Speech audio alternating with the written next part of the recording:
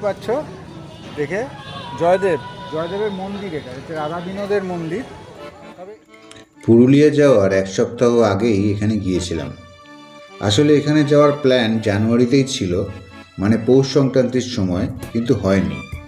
তাই মার্চের 2 তারিখ বীরভূমের জয়দেবের সাথে পশ্চিম বর্ধমানের ইছাই ঘোষের দেউল পার্ক, গড় জঙ্গলের ভিতরে মেধাশ্রম ও শ্যামারূপার মন্দির ঘুরে নিলাম। কিভাবে গেলাম, কেমন ঘুরলাম, কিভাবে ফিরে এলাম ইত্যাদি সব প্রশ্নের উত্তর নিয়েই শুরু করছি আজকের ব্লগ। কি বলছেন, গরম পড়ে গেছে, এখানে যাওয়া যাবে কি না? ভালো প্রশ্ন। উত্তর হলো, না গেলেও ঘরে বসে ভার্চুয়াল ভ্রমণ তো করতেই পারেন নাকি। আর হ্যাঁ, এখানেও যে পলাশ আর শিমুলের দেখা পাবো এতটা আশা করিনি।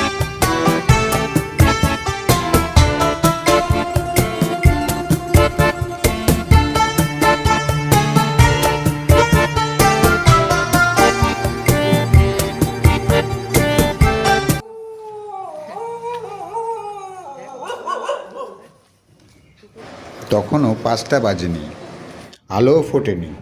বাড়ি থেকে বেরিয়েছি, সোদপুর স্টেশন থেকে ট্রেনও চটপট পেয়ে গেছি। আর বলাই বাহুল্য, ইউটিএস অ্যাপে সোদপুর থেকে ব্যান্ডেলের টিকিটও কেটে নিয়েছি, অন্যান্য ট্যুরের মতোই। সকাল, গুড মর্নিং। আজকে মার্চের 2 তারিখ 2025। চলেছি দুর্গাপুর। ফেলেছি সোদপুর থেকে 5টা 4-এ নৈহাটি লোকাল, শিয়ালদা নৈহাটি লোকাল, ওটাতে করে হেঁটে যাবো। ওখান থেকে নৈহাটি ব্যান্ডেল ধরবো 6টা 18, ঠিক আছে। তারপরে ব্যান্ডেল থেকে আমরা ধরবো কুল express.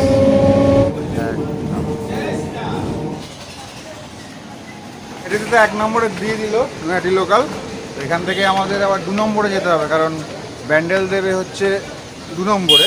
Naihati Bandel first train যেটা থাকে সেটা হচ্ছে 4টে 40-এ সম্ভবত, তারপরে 6টা 18, তারপরে 7:30। এভাবে যায় আর কি পরপর।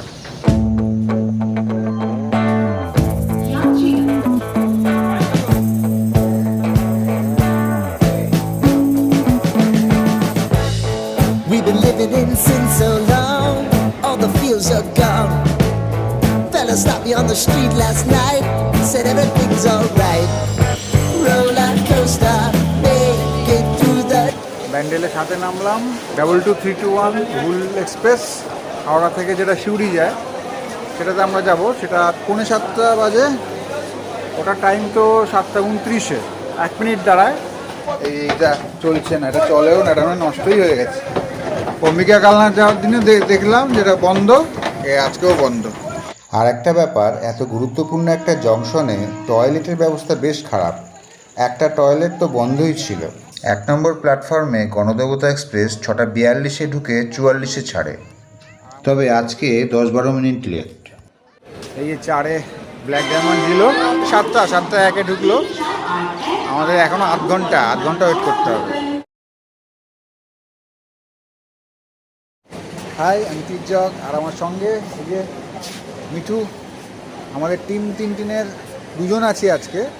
দিমিত্র আসতে পারেনি বা আসেনি আর কি, ও অন্য ইনভলভমেন্ট আছে, অন্য কাজকর্ম আছে। ট্রেনের কোচ পজিশন বলে দিচ্ছিল মাইকে। সামনে থেকে 6টা জেনারেল কোচ, 2টো 2S বা সেকেন্ড সিটিং, 2টো এসি চেয়ার কার, 2টো জেনারেল আর একটা লেডিস। ট্রেনটা এখনও পুরনো আইসিএফ কোচেই চলছে, কবে নতুন এলএইচবিতে কনভার্ট হবে জানি না।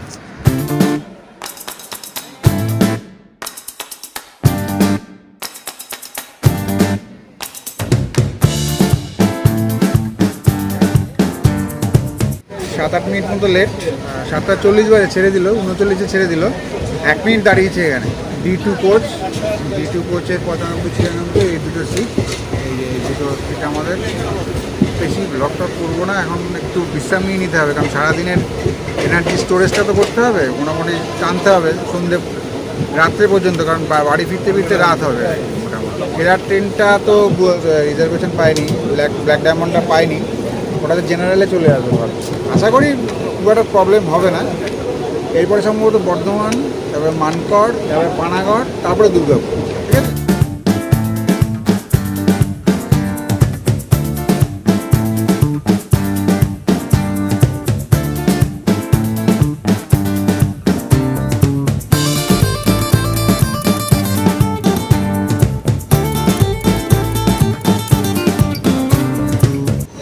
বর্ধমানে ঢুকলো 8:43।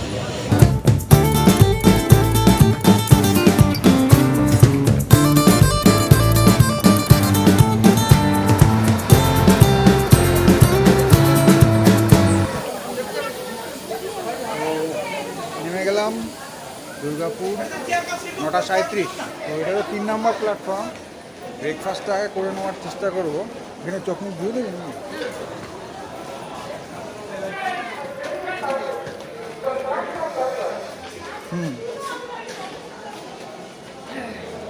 এখানে এরকম এরকম একটা স্টেশন, এখানে আবার একটা এরকম এখান থেকে এই যে বাসগুলো এখানে দাঁড়িয়ে থাকে হচ্ছে বাস স্ট্যান্ডের মতো আর কি। স্টেশনের কাছেই একটা রেস্টুরেন্ট কাম খাবার হোটেলে আলু মটর আর রুটি দিয়ে ব্রেকফাস্টটা সেরে নিলাম, তারপর চা। এরপর স্টেশনের অটো স্ট্যান্ড থেকে দরাদরি করে অটো রিজার্ভ করে নিলাম। 1000 টাকায় রফা হলো। দুর্গাপুর ইস্পাতনগরী নামে খ্যাত পশ্চিম বর্ধমানের এই শহরটাকে স্কুল বইয়ের পাতায় পেয়েছি, কিন্তু আসা হলো এই প্রথম। তবে এবার দুর্গাপুর না, আমাদের গন্তব্য দুর্গাপুর থেকে 25 কিলোমিটার দূরে বীরভূম জেলায় জয়দেব এবং 23 কিলোমিটার দূরে পশ্চিম বর্ধমান জেলায় গড় জঙ্গল।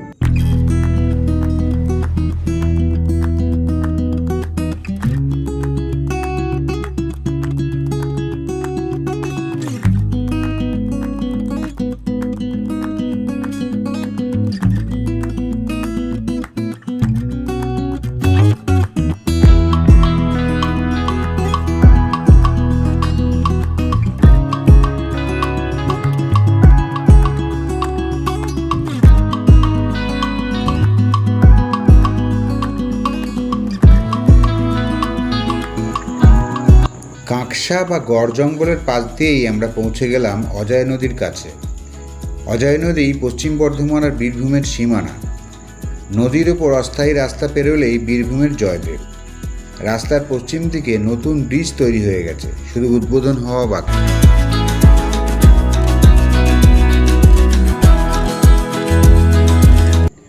গীতগোবিন্দ কাব্যগ্রন্থের রচয়িতা কবি জয়দেব নাকি কেন্দুলি গ্রামে জন্মগ্রহণ করেন। তিনি রাজা লক্ষণ সেনের সভাকবি ছিলেন। মন্দিরে এখানে অনেক পুজোর জন্য এখানে সব প্রসাদ টোসাদ আছে, এগুলো ফটো পুজো না পুজো। মন্দিরে জয়দেবের প্রতিষ্ঠিত রাধা মাধবের মূর্তি পুজো করা হয়ে থাকে, আর যে আসনে তিনি সিদ্ধিলাভ করেছিলেন সেটিও সংরক্ষণ করা হয়েছে।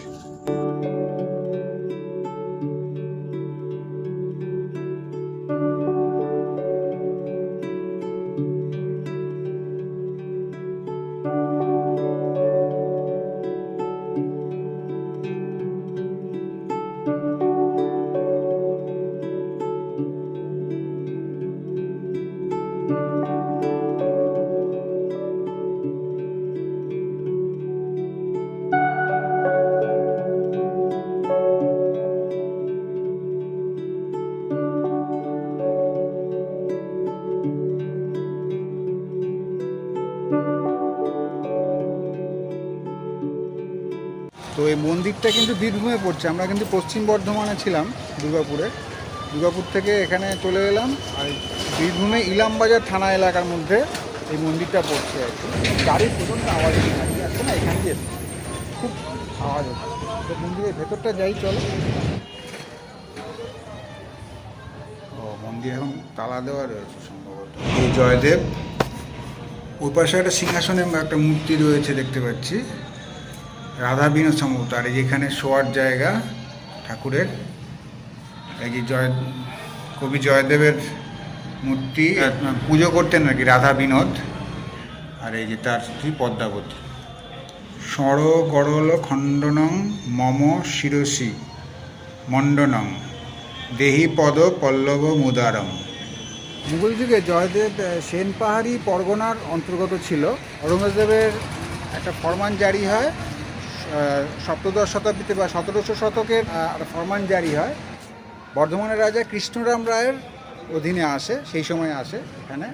এবং সেই বর্ধমানের রাজসভার কবি ছিলেন সম্ভবত যুগল কিশোর মুখোপাধ্যায়, তারই অনুরোধে বর্ধমানের মহারানী ব্রজকিশোরী দেবী তিনি এই মন্দিরটা নির্মাণের অনুমতি দেন বা উদ্যোগ নেন আর 1663 খ্রিস্টাব্দে, ঠিক আছে।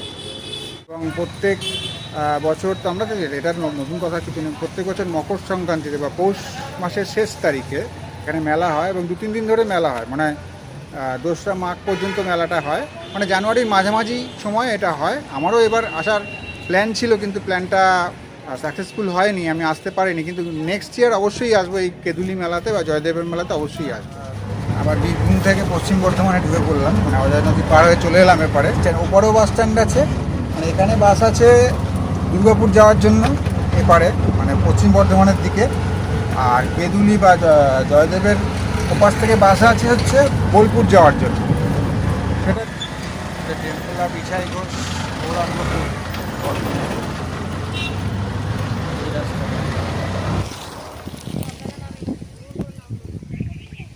এই যে এখানে একটা পলাশ গাছ আছে, পলাশ পেয়ে গেছি।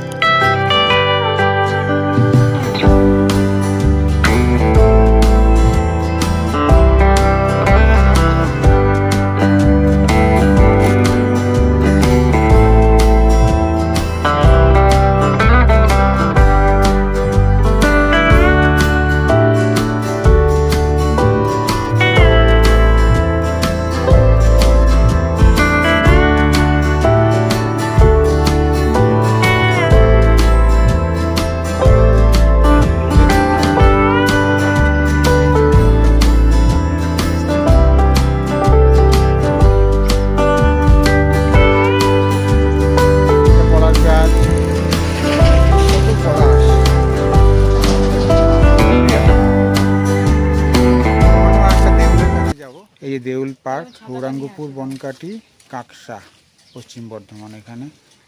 আর এখান থেকে ওই যে বাস লরি 300 টাকা, 2 চাকা যান, এগুলো প্রবেশ মূল্যগুলো দিয়েছে। আর দেউল পার্কের এই যে অ্যাডাল্টসের এন্ট্রি ফিটা হচ্ছে 20 টাকা, আর বাচ্চাদের হচ্ছে 5 থেকে 10 বছর 10 টাকা। এই যে এখান থেকে ঢুকলাম, ঢুকে এদিকে ডান দিকে এখানে অনেক বোট, এগুলো পরিত্যক্ত, ওইগুলো ভালো আছে। ওখানে লোকজন থাকলে বোট রাইডটা হয়, এখন তো ফাঁকা আছে, আর আমরা থাকলেও করতাম না, আমাদের অত সময় নেই এখন, মানে সংক্ষেপে সারতে হবে। খুঁটি পার করলে 500 টাকা জরিমানা। ও আচ্ছা, এখানে যাওয়া যাবে না তাই তো, মদ্যপান অবস্থায় বোটিং সম্পূর্ণ নিষিদ্ধ, এসব এইগুলো আছে।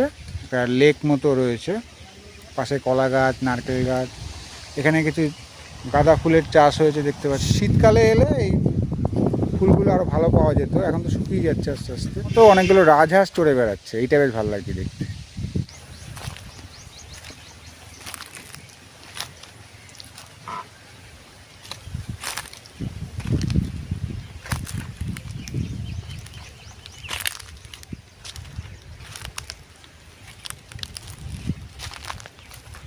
এই এখানে অনেক শিমুল ফুল পড়েছে, বড় বড় সাইজে, এই যে ভর্তি, এই যে শিমুল ফুল পড়ে আছে। পার্কিং জোন, মানে ভিড়ভাড় হলে শীতের সময় আর কি, যখন পিকনিকের সিজন থাকে তখন এখানে পার্ক করে আর কি।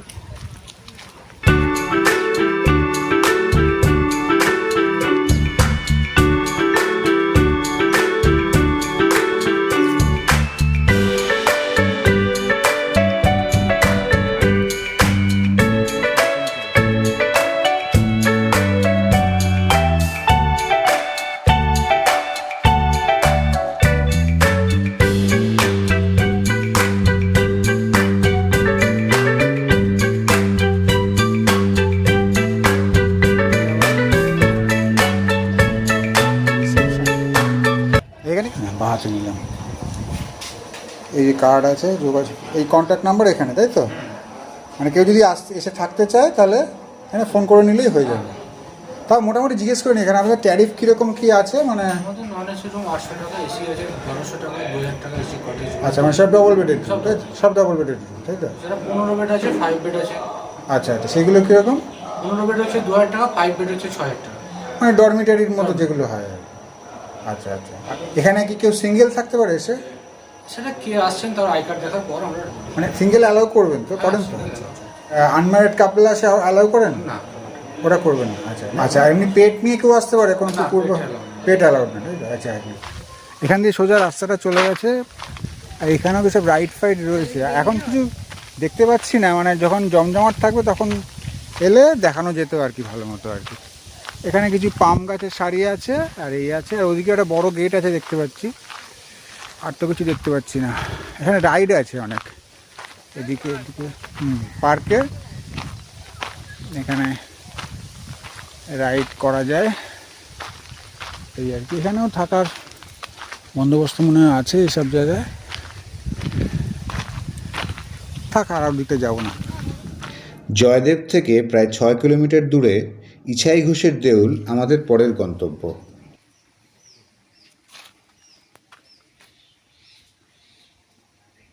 এই যে ইছাই ঘোষের দেউল, এখানে তো মানে কাজকর্ম হচ্ছে, রিপেয়ারিং হচ্ছে দেউলটা।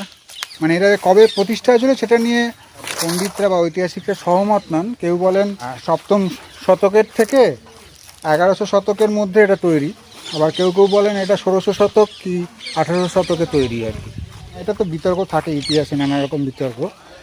এখানকার যে রাজা ছিলেন ইছাই ঘোষ একটা সময়, যিনি এই অঞ্চলের সামন্ত রাজা ছিলেন, তারই স্মৃতিতে তার পরবর্তীকালে তার বংশধরেরা এটাকে তৈরি করেছিলেন, এরকমটা বলা হয়।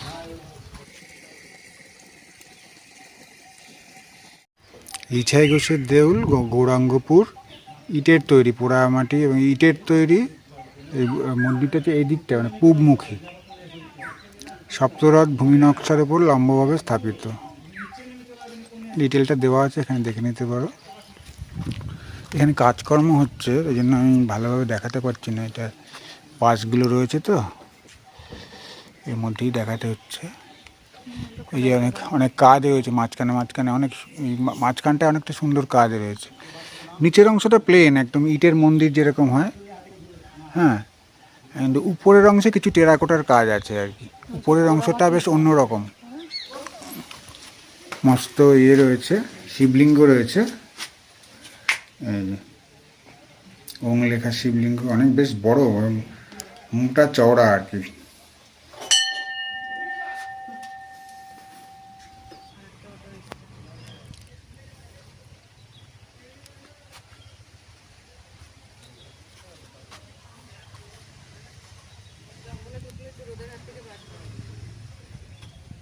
এদিকেও কাজ আছে কিছু, এই মাঝখানটায়, এই যে মাঝখানটায় এই জায়গাটায় এখানে সুন্দর কাজ রয়েছে একটা।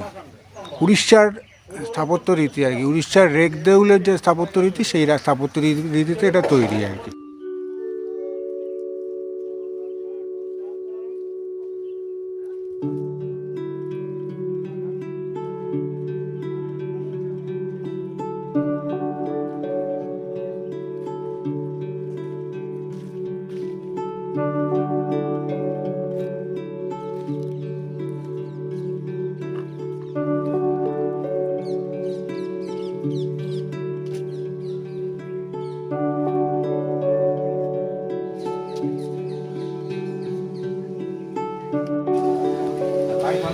তো এই দেউলের বাইরেই আর কি পাশে একটা ছোট্ট এরকম দোকান আছে, এখান থেকে জল, বিস্কুট, চা ফা পাওয়া যাবে, হ্যাঁ, সমস্ত কিছু, চিপস টিপস আছে। আমাদের তো অটো ওখানে দাঁড়িয়ে রয়েছে, ওখান থেকে এবার আমরা রওনা দিয়ে দেবো গড় জঙ্গলের অন্য দিকটায়, আর দেউলকে টাটা করে চলে যাব। আরও দেউলের ভিডিও আমার কাছে আছে। এটা হচ্ছে বান্দা দেউল, জটার দেউল, যেটা সুন্দরবনে আছে, ঠিক আছে? সুন্দরবনে জটার দেউল আছে, সেই জটার দেউলের ভিডিও আমার চ্যানেলে আছে। উপরে আই বাটন বা আমার ডেসক্রিপশন বক্সে দেওয়া থাকে, সমস্ত ভিডিওর লিঙ্ক দেওয়া থাকে, সমস্ত প্লে লিস্টের লিঙ্ক দেওয়া থাকে, সেখানে দেখে নিতে পারো। কাছে পিঠে কিছুক্ষণ প্লে লিস্টে আছে আর কি, 1 ডে ট্রিপের মতো করে জটার দেউল আছে। তার সঙ্গে এই ভিডিওটাও থাকবে, এটা হচ্ছে ইছাই ঘোষের দেউল। এবার এদিক দিয়ে আমরা শ্যামারোপার মন্দিরের দিকে এগিয়ে চলেছি।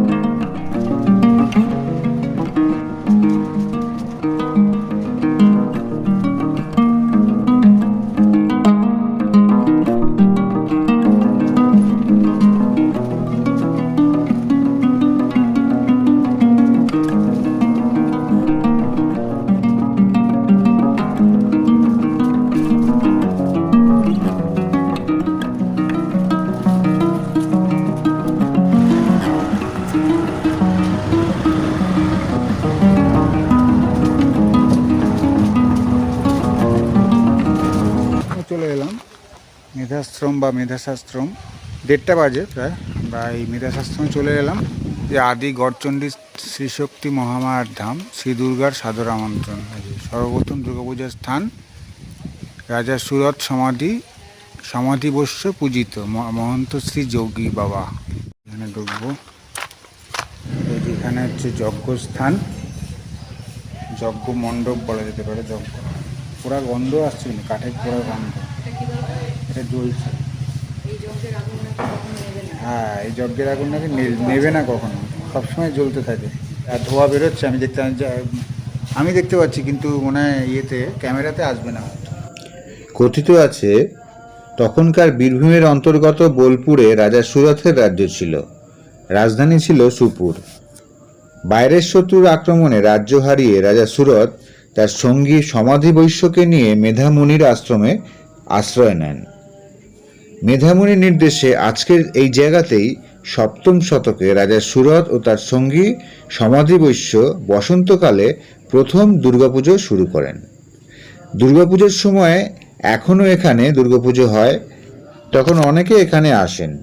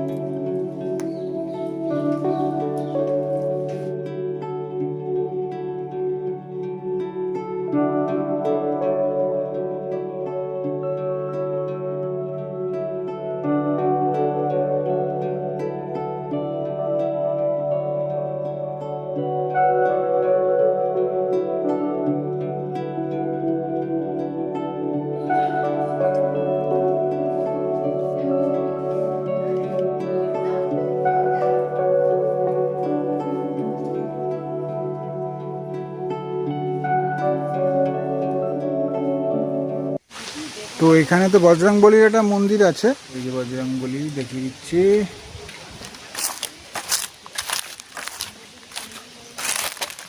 এখানে মানে একটা যজ্ঞবেদী, হ্যাঁ, অনেক কিছু ভেঙে টেঙে গেছে এখানে অনেক। এই জায়গাগুলো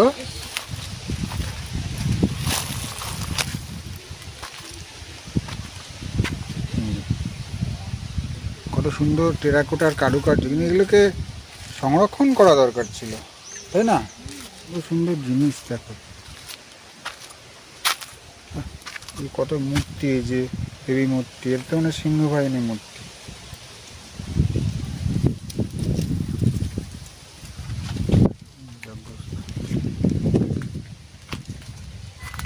আলাদা করে দেখানোর মতো ব্যাপার, টেরাকোটার কাজ। আর এটা হচ্ছে যজ্ঞস্থল। এই জায়গাটা প্যাঁচার মতো মুখ করা, এই জায়গাটা।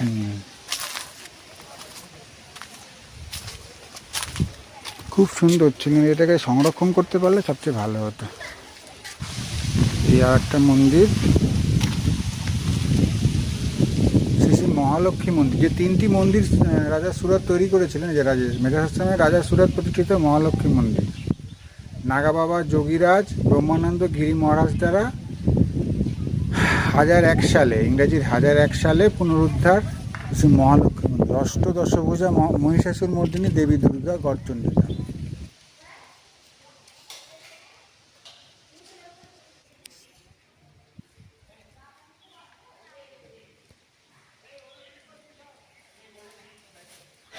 আর এখানে মেধাশাস্ত্রম, এইটা থাকার জায়গা আর কি। সাধুরা এখানে মন্দিরে যারা ইয়ে করেন তারা থাকেন।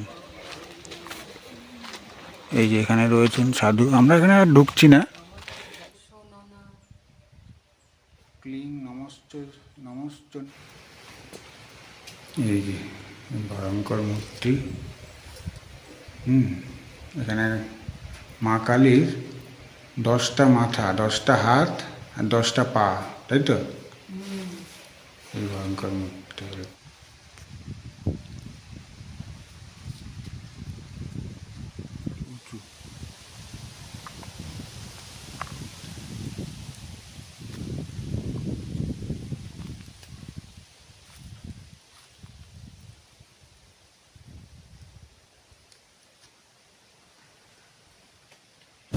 পেছন দিক।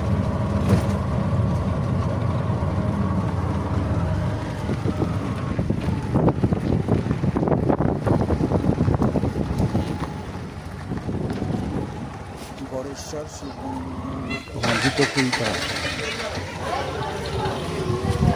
শ্যামারূপার গড়েশ্বর শিব মন্দির কমিটি এখানে বলছে। ও আজকেই তো গড়েশ্বর শিব মন্দিরে ভোগ প্রসাদ খাওয়ানোর ব্যবস্থা হয়েছে। এখানে একটা শিব মন্দির, মায়ের ভোগ প্রসাদ পাওয়া যায়। এইটাই আসল মন্দির আর কি, মূল মন্দিরটা।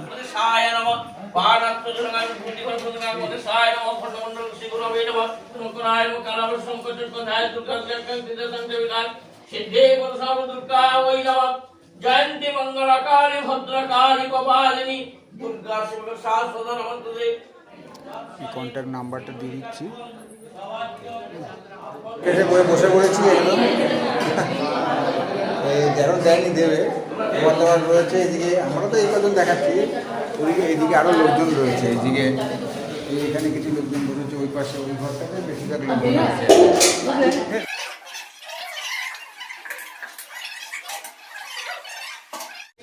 এখানে ভোগ প্রসাদ খেয়ে এখন এই 4-5টা জায়গাটা, ওদিকে তো শ্যামারূপা মায়ের মন্দির, আর এই দিকটা গাছপালা, বসার জায়গা রয়েছে। আর এখানে একটা ওয়াচ টাওয়ার রয়েছে, যদিও ওয়াচ টাওয়ার থেকে মনে হয় ভিউটা খুব একটা আসে না।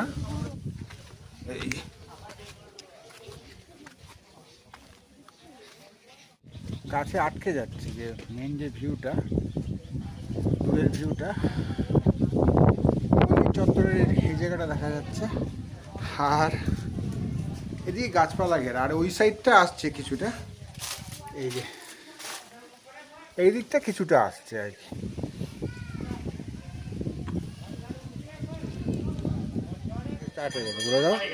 এই যে সন্তু, তাই তো? সন্তু কি? হ্যাঁ, সন্টু মাঝি, দুর্গাপুর অটো স্ট্যান্ডে থাকি। হ্যাঁ, কেউ ঘুরতে চাইলে চলে আসবেন। শ্যামারূপা মায়ের মন্দির, জয়দেব ধাম সব ঘুরিয়ে দেখিয়ে দেবো।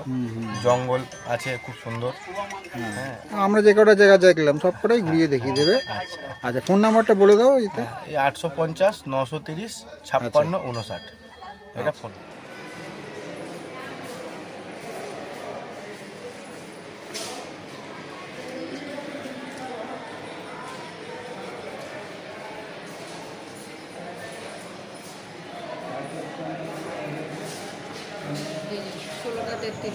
ব্ল্যাক ডায়মন্ডে না, ফিরেছিলাম আসানসোল বর্ধমান মেমুতে, যেটা 5:26 দুর্গাপুরে ঢুকেছিল।